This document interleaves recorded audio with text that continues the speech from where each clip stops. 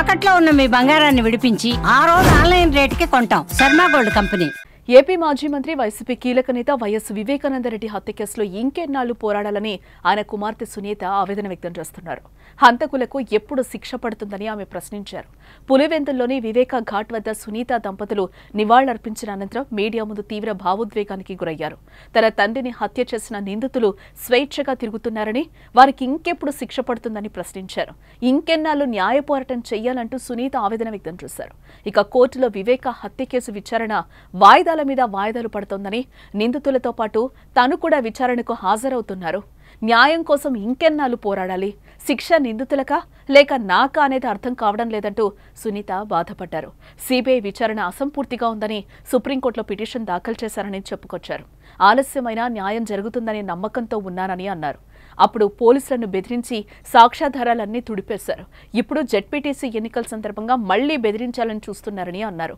హింస లేని కొత్త పులివెందులను ప్రజలు చూడాలనుకుంటున్నారని, అందుకోసమే తాను పోరాడుతున్నానని సునీత చెప్పుకొచ్చారు. ఈ రోజు మళ్ళీ సురేష్ అంటే సంటి మా బంధువే ఆయన దెబ్బలు తగిలాయని బాధపడుతున్నారు. ఆ రోజు మీరే చేయించినట్లు ఈ రోజు చేయించిండరు అని నేను ఎందుకు అనుకోవాలి? నాకు తెలియదు. నాకు అన్ని ఒకే విధంగా ఉన్నాయి. ఆ రోజు మీరే చేయించారు, మళ్ళీ ఈ రోజు కూడా మీరే చేయించుండొచ్చు కదా.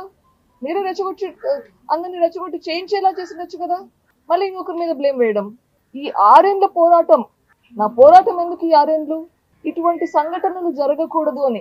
తప్పు ఎవరు చేసినా శిక్ష పడాల్సిందే. చిన్నైనా పెద్దైనా తప్పు చేస్తే శిక్ష పడాల్సిందే. ఆ రోజు చేసిన దానికి ఇంతవరకు ఎవరికి శిక్ష పడలేదు. లా అండ్ ఆర్డర్ పోలీస్ దగ్గర శిక్ష పడలేదు, కోర్టులలో శిక్షలు పడలేదు, ప్రజా తీర్పు లేదు.